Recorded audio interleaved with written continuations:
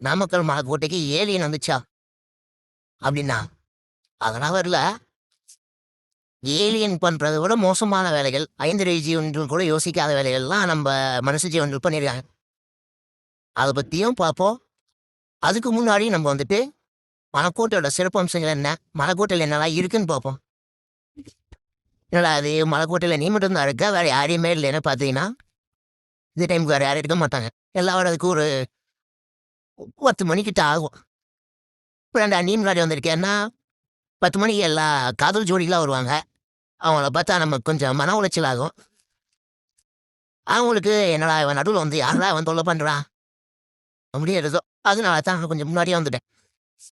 இங்கே பார்த்தீங்கன்னா உங்களுக்கு வந்துட்டு ஒரு புதக்குழி இருக்கும். இன்னும் சாவல முடியாது, இருந்தால் கையால் வேணா முடியும்.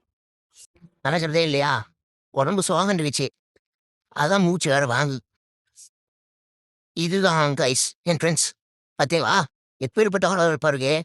பறவைகள் குடிக்கிறதுக்காக வச்சிருக்க அந்த குளம் எப்படி இருக்குன்னு பாரு.